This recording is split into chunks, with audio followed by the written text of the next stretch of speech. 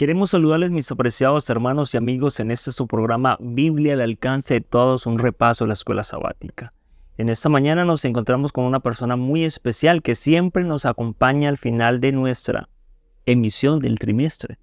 Y es nuestro hermano Sebastián, director de IADPA, sección Ibagué, Tolima. Él viene a acompañarnos en el repaso de la lección, pero también viene al final a hacernos una maravillosa invitación. Bienvenido, Sebastián. Muchas gracias, pastor, y un saludo muy especial a todos los hermanos que ven este programa. Lección número 13 para el 29 de junio, titulado El triunfo del amor.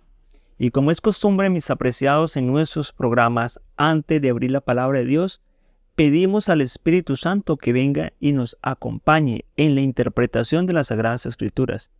¿Qué tal, mi amigo Seba, si tiene el privilegio de comunicarnos con Dios? Claro que sí. Oremos. Amado Señor que estás en los cielos, al abrir tu palabra y hablar sobre ella, rogamos tu dirección, tu compañía, danos tu sabiduría.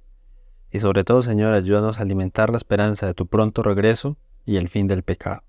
En el nombre de Jesús. Amén. Mis apreciados hermanos, hemos llegado al final de este maravilloso folleto titulado El amor triunfa, donde hemos visualizado el conflicto entre el bien y el mal. Y durante esta semana cero vamos a estudiar 4 puntos importantes al final del conflicto entre el bien y el mal. Primer punto, tiene que ver con un momento difícil que vivirá el pueblo de Dios cual nunca antes se ha vivido, conocido como el tiempo de angustia. El segundo punto tiene que ver con la esperanza que nos aguarda a todos los creyentes, y es el pronto regreso de Cristo Jesús. El tercer punto tiene que ver con los 1000 años que aparecen en el libro de Apocalipsis capítulo 20, que nosotros conocemos como el milenio. Y el cuarto punto y último punto tiene que ver con el pecado exterminado y el amor de Dios triunfa y nosotros también. Amén. Así, mi apreciado Sebas, háblenos un poquito acerca de cómo es ese acontecimiento del tiempo de angustia que vivirán los hijos de Dios en el fin del tiempo. ¿Por qué ocurren? ¿Qué tienen que ver las plagas del libro de Apocalipsis, el capítulo 16, con este tema? Bien, pastor, pues hay varios puntos que podemos analizar. El primero de ellos es que en Daniel capítulo 12, versículos 1 y 2, se nos habla y se nos anticipa de un tiempo de angustia que vivirá el mundo. Dice: en aquel tiempo se levantará Miguel, el gran príncipe que está de parte de los hijos de tu pueblo. Será tiempo de angustia, cual nunca fue desde que hubo gente hasta entonces. Pero en aquel tiempo será libertado tu pueblo, todos los que se hallen inscritos en el libro. Entonces aquí encontramos un contraste, pastor. Por una parte, al mismo tiempo nos estarán sucediendo dos eventos, uno con los impíos y otro con los salvos. Con los impíos se estarán atravesando las plagas que están anunciadas en Apocalipsis 16. Eso generará angustia, ¿no? Angustia entre las gentes, entre los impíos. Pero también habrá un tiempo de angustia para quienes han sido salvos. Y ese tiempo de angustia está enmarcado en ese final del conflicto. Y ese tiempo de angustia será cual nunca hubo en la tierra, ¿no? Pero hay una esperanza. Y es que para todos los que están escritos en el libro de la vida, para todos ellos habrá una libertad, habrá una liberación. Y esa liberación viene de Jesús, de Miguel. Hay el Salmo capítulo 27, versículo 5, nos habla de la esperanza en medio de la angustia. Nos dice de la siguiente manera: Él me esconderá en su tabernáculo en el día del mal. Me ocultará en lo reservado de su morada. Sobre una roca me pondrá en alto. Es decir, aunque haya angustia en el mundo, aunque haya angustia incluso para los salvos, hay esperanza de que el Señor los guardará, ¿sí? Esa creencia de que vivir sin mediador significa quedar al amparo de lo que suceda en medio del gran conflicto es una creencia equivocada. El Señor nos acompañará, estará con nosotros, aun cuando estamos viviendo sin mediador. ¿Qué significa vivir sin mediador? Que nuestro caso ya ha sido decidido. Sí, si yo he sido salvo, entonces mi caso ya habrá sido salvo. Y por eso Jesús termina su proceso de mediación. Y si yo estoy perdido, entonces ya Jesús no puede hacer mucho por mí. Así que ese es el tiempo de angustia, cuando Jesús habrá terminado de mediar por el ser humano y nosotros estaremos aquí envueltos en el gran conflicto. Perfecto. Permítame, Sebas, a ver si le entendí. ¿cierto? El tema que es muy interesante de antemano, ¿cierto? Yo suelo decir que la diferencia entre estar en la iglesia y no estar en la iglesia es que el que está fuera de la iglesia sufre sin esperanza y sin Dios. Así es. Y el que está dentro de la iglesia también sufre, pero sufre con Dios y con la esperanza a una mejor vida. Y esa es la diferencia en ese tiempo de angustia. Perfecto. Y dos, ¿cierto? A veces se presenta el tema del tiempo de angustia como un momento en que Dios va a abandonar a sus hijos. Y no es así. Y no es así. De antemano, Jesús dijo que Él iba a estar con nosotros todos los días hasta el fin del mundo, ¿cierto? Yo creo que los amados oyentes deben de tener claro que un padre difícilmente deja a sus hijos pasar un momento difícil de la vida sin su presencia. Y Dios, que es un Padre perfecto, inevitablemente no nos dejará en el momento más difícil de la historia de la humanidad estar solos.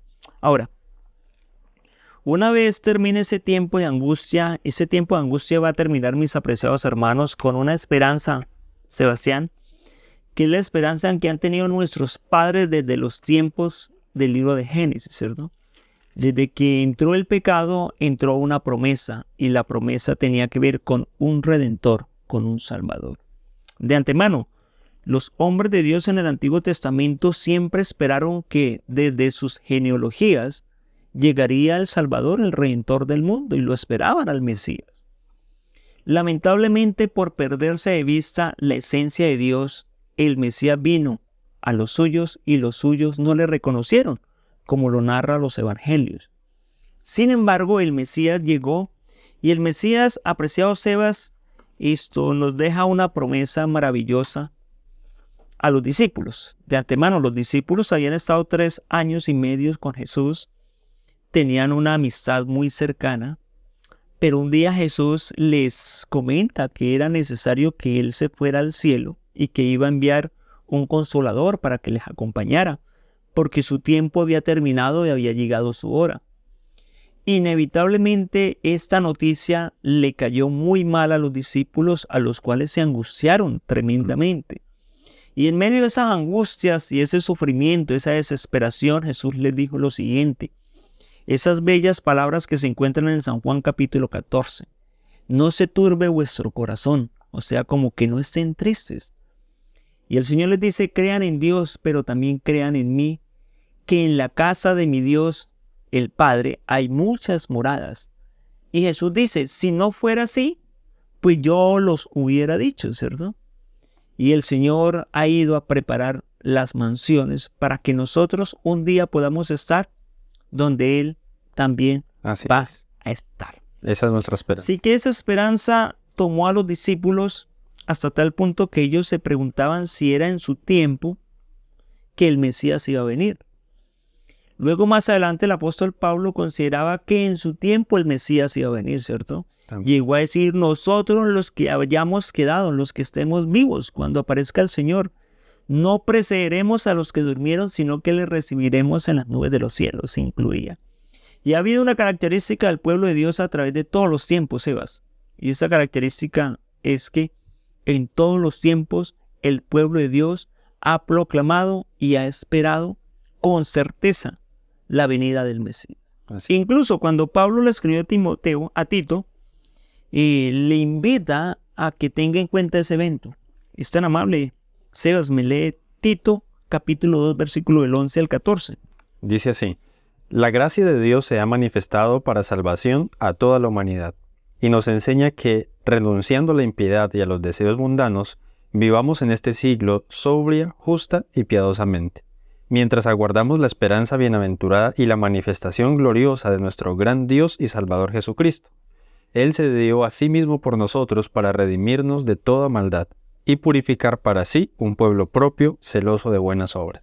Maravilloso. De antemano, mis apreciados hermanos, los estudiosos de las Sagradas Escrituras y que sacan las estadísticas suelen decir que cada 25 versículos que hay en el Nuevo Testamento, uno de ellos habla de la venida del Mesías, del regreso de Jesucristo.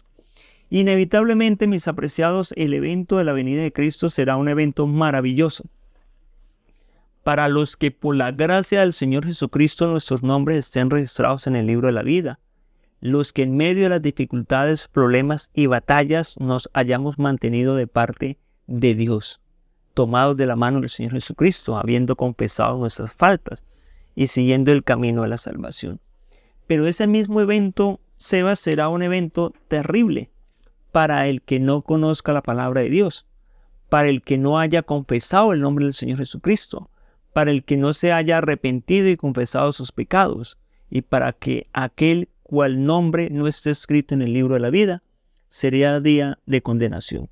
Mientras los dos panoramas que tú presentabas, mientras unos nos gozaremos y nos alegraremos en el Dios de la salvación, otros dirán a las piedras y a las montañas, caed sobre vosotros y escondednos de la ira de aquel que viene en las nubes de los cielos. El Señor vendrá. Pero luego de que venga el Señor, el siguiente evento aparece en Apocalipsis capítulo 20. Y es el evento del milenio, ¿cierto? Del milenio. Cuando el Señor viene, para hacer una conexión, yo creo que deberíamos decir que cuando el Señor viene, los muertos en Cristo resucitan. Y son llevados al cielo. Son llevados. Nosotros los que estemos vivos, le recibiremos a Jesús en las nubes de los cielos. Iremos al cielo. Pero los muertos malos no resucitarán. No. Y 2, los vivos malos, el resplandor del Señor los colocará a dormir por 1000 años. Por 1000 años. Hablemos de 2000 años.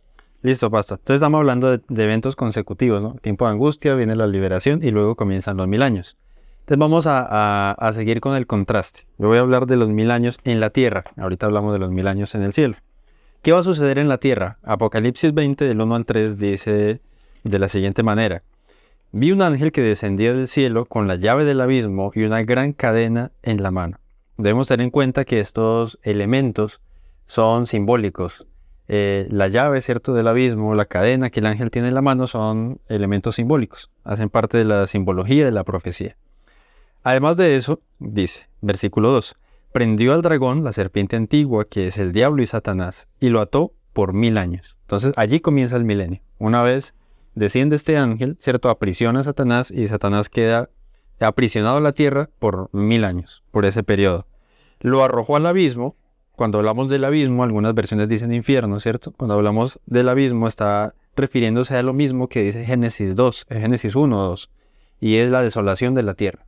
El abismo es la tierra que está desolada, que está completamente vacía, que no puede ser habitada. Lo encerró y puso un sello sobre él para que no engañara más a las naciones hasta que fueran cumplidos los 1000 años. Después de esto debe ser desatado por un poco de tiempo. Resulta que el profeta Jeremías también hizo una ilustración de lo que habría de suceder en el milenio. En el capítulo 4, versículos 23 al 26 dice: Miré a la tierra y vi que estaba desordenada y vacía, y a los cielos y no había luz en ellos. Miré a los montes y vi que temblaban y todos los collados fueron destruidos. Miré y no había hombre, y todas las aves del cielo se habían ido. Miré y vi que el campo fértil era un desierto y todas sus ciudades estaban asoladas delante de Jehová, delante del ardor de su ira. Entonces el panorama se nos dibuja de esta manera. La tierra queda desolada, inhabitada, todos los impíos han muerto y Satanás queda aprisionado en la tierra, condenado a quedarse aquí por 1000 años con todos sus ángeles. Entonces, este periodo de 1000 años cumple varios propósitos, pastor. En primer lugar, Dios siempre ha intentado revelar su amor sin límites a la humanidad, ¿cierto? En segundo lugar, Dios revela su justicia. En la segunda venida de Cristo, Él hará justicia porque separará a los buenos de los malos. Pero en tercer lugar, Dios también quiere que el universo se dé cuenta del punto al que el pecado puede llegar. Y una tierra desolada, vacía, destruida, donde la muerte abunda en la tierra, es un panorama que explica muy bien el resultado del pecado. Perfecto, apreciado Sebas. Permítame y hacemos un pequeño resumen para que la gente vaya llevando como el hilo, ¿cierto? Termina el tiempo de angustia y viene el Señor Jesucristo en las nubes de los cielos. Cuando el Señor Jesucristo viene en las nubes de los cielos van a acontecer dos cosas. Los muertos en Cristo resucitarán y nosotros los santos le recibiremos también junto con los muertos en Cristo en las nubes de los cielos. Así es. Mientras que por el otro lado, los malos que han muerto estarán descansando, mientras que los vivos que son malos, el resplandor de la venida del Señor Jesucristo los colocará a dormir. Así que cuando la Biblia dice que Satanás queda atado con cadenas por 1000 años, significa que está Satanás en la tierra, están los ángeles que ya son demonios en la tierra, pero no hay a quien engañar. Exacto. Porque todos están durmiendo. Y ese es el trabajo que él ha hecho desde siempre. Pero inevitablemente, mi apreciado Sebas, los buenos que han resucitado estarán en el cielo, y los vivos, nosotros que hemos confesado el nombre del Señor, estaremos en el cielo. Así es. La pregunta es, ¿qué estaremos haciendo en el cielo por 1000 años, cierto? Entonces la palabra de Dios lo explica. Apocalipsis capítulo 20, versículo 4. Dice, Juan dice, y vi tronos, y en esos tronos se sentaron sobre ellos los que recibieron facultad de juzgar, ¿cierto? Vamos a juzgar. Y también vi las almas de los decapitados por causa del testimonio de Jesús y por la palabra de Dios, o sea, los mártires. Los que no habían adorado a la bestia ni a su imagen. Los que no habían recibido la marca en sus frentes ni en su mano. Vivieron y reinaron con Cristo por 1000 años. O sea, en otras palabras, mis apreciados, los que no recibieron la marca de la bestia, los que fueron sellados por Dios, los que fueron los mártires, y todos los redimidos vamos a estar en el cielo reinando con Cristo por 1000 años. Pero la escena de esos 1000 años tiene que ver también con una escena de juicio, porque Juan vio tronos para juzgarse, ¿no? Así que entra un término muy adventista, muy de nosotros. El término es el juicio comprobatorio. Así es. En donde realmente, mis apreciados hermanos, nos llevaremos 3 sorpresas en el cielo. Hay un pensamiento de la hermana White y que es muy utilizado. La primera sorpresa es vernos nosotros en el cielo, ¿verdad? Porque inevitablemente es la gracia del Señor la que nos lleva al cielo. Así es. La segunda sorpresa es no ver personas que pensamos que iban a estar en el cielo. Que esperábamos ver allá.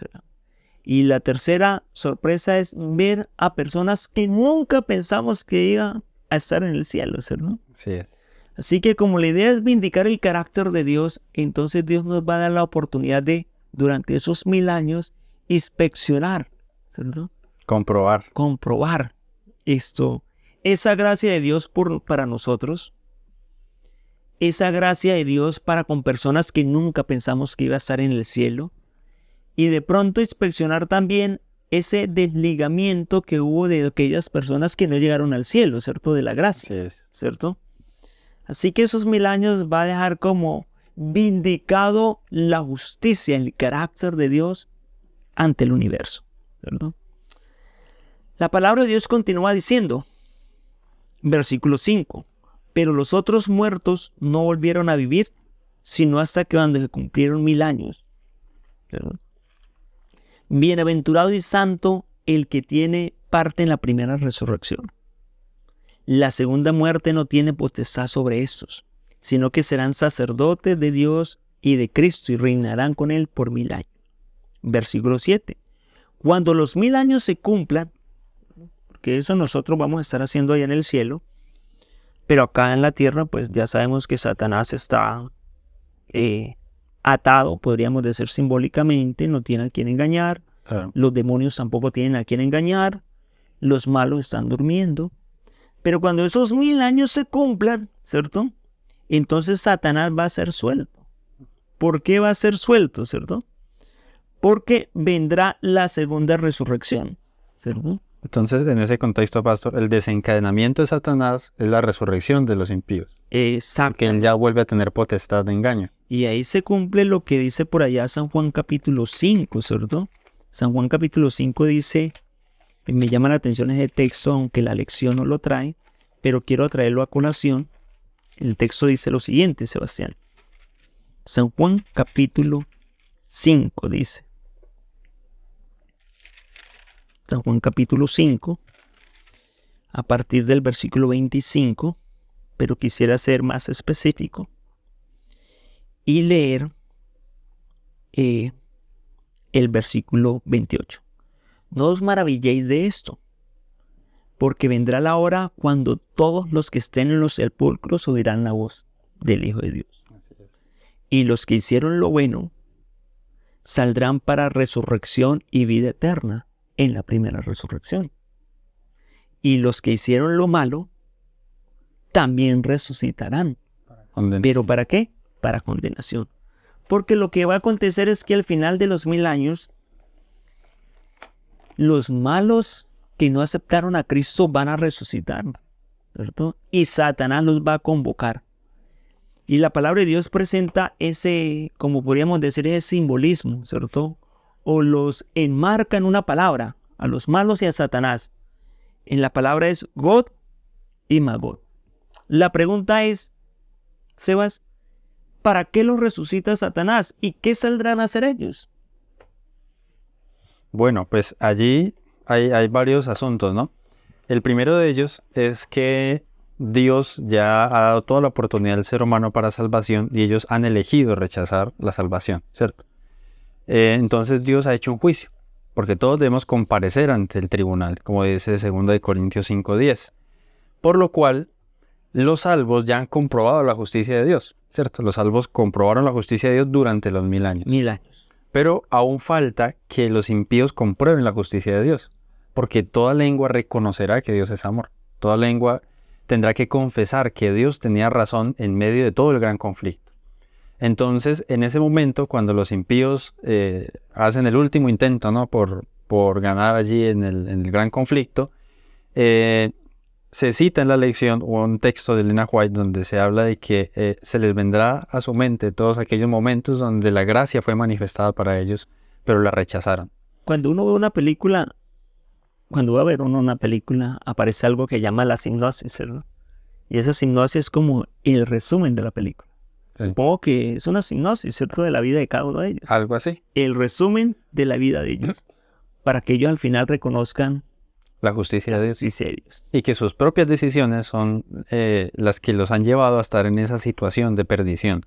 Entonces los justos ya han comprobado la justicia de Dios durante esos 1000 años, y en ese momento los impíos comprobarán la justicia de Dios, comprobarán que Dios es amor y que Dios los trató con justicia, les manifestó su gracia, pero aún después de todos los intentos de Dios por darles la salvación, ellos lo rechazaron. Una vez sucede eso, pastor, luego viene la segunda parte, ¿no? Y esa segunda parte es que una vez que todo el universo reconozca la justicia de Dios, Dios entonces ejecutará el castigo final sobre el pecado y los pecadores.